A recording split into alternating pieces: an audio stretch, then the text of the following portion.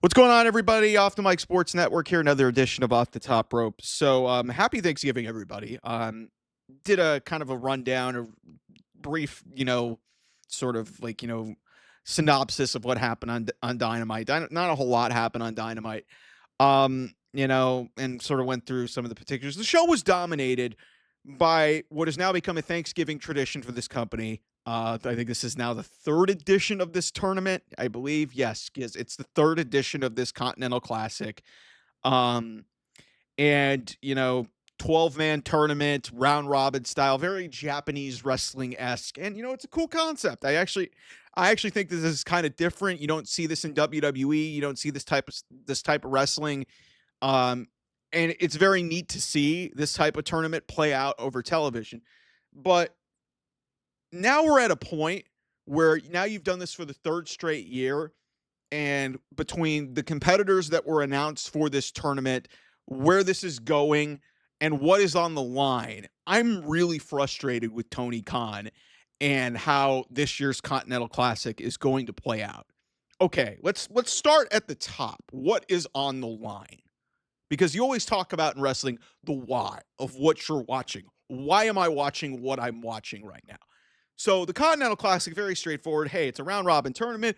Blocks are going to get through, and initially it was winner of one league places the winner of the other league, and then they kind of changed that. They basically added an extra match, and they made it said 1 and 2 from each one's face off against each other. I don't know how they're going to deal with that this year. And ultimately, winner of this is the Continental Champion. And the first year that was fine. They created a new championship, which is Tony Khan's fetish. Last year, what they did was, had a tournament with Okada, the champion, defending his title, which is a ridiculous concept, by the way. And, they had him defend the title through the tournament and, win the title at World's End, ultimately to be confronted by Kenny Omega, which set the stage for what was going to happen 7 months down the road at All In Texas. And by the way, we will get there because that's another piece of this that really is frustrating. So Okada wins this tournament last year, and it leads ultimately to, Kenny Omega, and they face off at All In Texas. So here's the thing. Everybody was sort of under the assumption that, in my mind, I thought it would have been kind of a genius idea to, hey, they do the Owen Hart tournament for a title shot at All In. Why not do this? And, it's 4 weeks of the most grueling wrestling that you're going to see. Why not have a world championship match at the end of the tunnel? But I figured that wasn't going to happen, knowing that this company is completely, they just don't want to change. They just don't want to do anything different, and they don't want to deviate from what they know. And so, hey, I figured, hey, unified championship, they unified these titles at All In Texas. Why not? But then it gets announced, and I think this was mentioned subtly, and I snickered off at it, what they did at Full Gear. I think it was Don Callis in a backstage, that the Continental Championship was going to be on. I was like, wait a minute, that doesn't sound right. He's a unified champion. So Okada comes out for this match to start the show against Kyle Fletcher, the opening match of this tournament. And he's holding on to, and he has the international championship wrapped around his waist. And the Continental Championship is on a stand. And it said that, hey, the Continental Championship is the only thing that's on the line in this tournament. What? Are you kidding me? Are you fucking kidding me? Let's just go back a year ago. Okada is in this tournament. We knew exactly what was going to happen. Okada was going to win this tournament, and Kenny Omega was going to confront him. That's exactly what happened at World's End last year.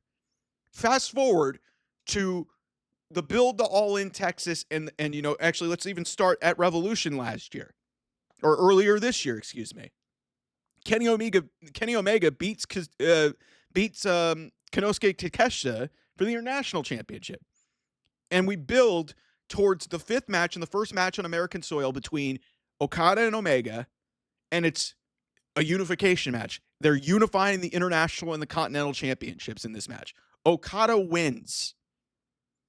And Now, 4 months later, we're splitting the titles up effectively because either Okada's going to retain the championship again in this tournament, which is a terrible outcome, by the way, or Takeshita or Fletcher are going to win this. To me, that's the only logical conclusion that you could really come to in this, because I don't think any of the depth. I don't think Moxley's winning this tournament. I don't think Darby Allin's winning this tournament. Like, I don't think any one of the new guys are winning this tournament. And if in the end, who cares? The Continental Championship doesn't matter. You've already told us that it doesn't matter. And yet you're putting on 4 weeks of television and having these guys fight over it. And we already saw this title get unified. So not only have you completely undone what Okada and Omega, and you made it just seem exactly what it was. It was just a pat on the back for Tony Khan, and that's all this is. And then he's just going back to doing the same tournament that he did last year with Okada defending the championship. Again, a ridiculous premise to have the champion defend his title in a 12-man tournament, grueling wrestling. And by the way, he lost to start the tournament. So it's just a ridiculous premise to have the champion put his title, especially as a heel, on the line in this tournament. Why should Okada want to be in this? It doesn't make any sense. And then on top of it, it's a title that he unified. And then you also, extending this a little bit more, you just made a new championship. And now you're ununifying championships and making more? What in the fuck was this decision? Like, Tony Khan has made some really dumb decisions. This was baffling to me. Because not only did you take away and really undo everything that you did, which, like I said, wasn't much, but still, you made it feel like a big deal. That's fine. But now Okada and Omega feels like just a prop match that you did solely to get it done, and you added cheap stakes to just make it feel bigger than it was, even though it was the 5th time they faced each other. And then you ununify it 4 months later for a tournament that doesn't even feel that important. And that's the other piece of this. Let's get to the other piece of this. The combatants in this tournament are not very good. Let's look at the Blue League. Takeshita. I love Takeshita, but they haven't put the stamp of approval on him as a star. Jon Moxley is a star, but he's lost a ton lately. Claudio Castagnoli. I love Claudio.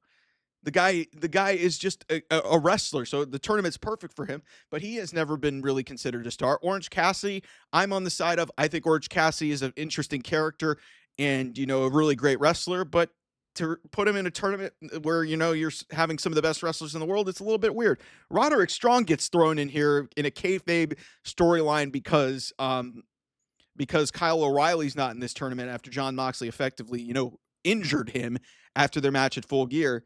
Roderick Strong has not been given any reason to give a shit about it. He's gotten a comedy gimmick where he just yells people's names loud. And then there's Mascara Dorado. The fuck? CMLL guy who's not even signed to your company, fun wrestler, luchador, who cares? Why couldn't Bandito be in this tournament? Why couldn't Brody King be in this tournament? You have good wrestlers, but it's very clear what they're doing here. They're not putting their best people in here. They're putting in dudes like Orange Cassidy, Roderick Strong, and Mascara Dorado to basically eat pinfalls because the other 3 guys are probably going to win a lot during this tournament. And then in the Gold League, you've got Darby Allin, Pac, Kevin Knight, Speedball Mike Bailey, Kyle Fletcher, and Kazuchika Okada. So you have 3 Don Callis family members, which is really the story of this tournament, which is kind of interesting. Kevin Knight and Speedball Mike Bailey, they're a tag team. They're not a very good tag team because they've lost a ton. I love Pac, and he just beat Darby Allin, but he's not really thought of as a star. Darby Allin, they've really squandered a lot of his momentum since, he beat Jon Moxley in that I Quit match in a really weird fashion. And then, Fletcher, he just lost the TNT title to go into this tournament, and Okada's the champion. And how am I supposed to care about Okada when, he's walking in as the champion and he's basically surrendering one of his titles that he's surrendering the title that he owns, but he also unified. None of this makes any sense. It doesn't make any sense whatsoever. It feels like Tony Khan is not even thinking as he's booking, and it comes across as just really just lazily put together. And my biggest critique, and I talked about this in my big picture thoughts on the show on Wednesday. The problem here is, okay, this is going to be an infinitely better wrestled tournament than outside of the Gunther matches. Like, there's not really, and we already kind of know the conclusion of what we're going to get to with Gunther winning the last time is now a tournament. There's not a lot of good combatants in this. No, there's no realistic way that we thought. I mean, Gunther, the matches that he's had have been actually really good. There's been a couple. It's been nice to see Dolph Ziggler show up. But even then, that was a predictable outcome, which is unfortunate because I don't know what Solo Sikoa is doing in this tournament. But the prize at the end of the tunnel for last time is now. It's just it feels infinitely more important than what you're doing in the Continental Classic. And also, the combatants in that tournament aren't very good either. And you've also made it kind of predictable that it's really going to come down to, I think it's really going to come down to the Don Callis family, guys. That's basically the story that's been told. There's no reason for me to really care about, the Death Riders being infiltrated and put into this tournament as well. It's just, I don't know what the fuck they're doing over there, man. I really don't. Because it could have been so easy to do a couple of things here. Number one, Okada doesn't need to be in this tournament. There's no reason for him to be in this tournament. One, he's the champion. Two, he won it last year. Why does he need to be in it again? That's the first thing. The second thing is get rid of this Continental Championship nonsense. Put your best performers in a tournament of grueling wrestling, unlike any tournament wrestling that we see on North American television. Have these guys fight their lives out for a month for the right to be the world heavyweight champion, for the right to fight for the right to face the world heavyweight champion, and make that Revolution spot interesting. You did it with the Owen Hart tournament. Why can't you do that with the Continental Classic? I don't understand that. And so, by doing both of those things the wrong way, why am I supposed to care? Why am I supposed to care about any of this? It's really just a colossal waste of time. And it's a neat, like I said, it's a neat concept. Like, nobody else is doing it anywhere else. It's going to be well wrestled. I don't have any issues with that. But it's hard for me to give any shred of a shit about any of this, because most of the people in this tournament don't have any hope of hell in winning it. And the prize at the end of the tunnel doesn't mean anything, and you're champions in it. So what the fuck am I supposed to care? And then on top of it, cherry on top of the sundae, the whole premise of this tournament last year was to get to Okada and Omega. You did that. You unified the championships, and now you're ununifying them just to do this whole thing all over again. Like, it's going to be some form of Fletcher, Okada, and Takeshita somewhere down the line, whether in the semifinals, and it's going to play out in the championship at World's End. That's how this is really going to play out in my mind. But at that point, do I really care? I want to see Takeshita and Okada fight, but now it's only for the Continental title? Who cares? So, anyway, thanks so much, everybody, for watching. Happy Thanksgiving. I'll see you guys soon. Bye-bye.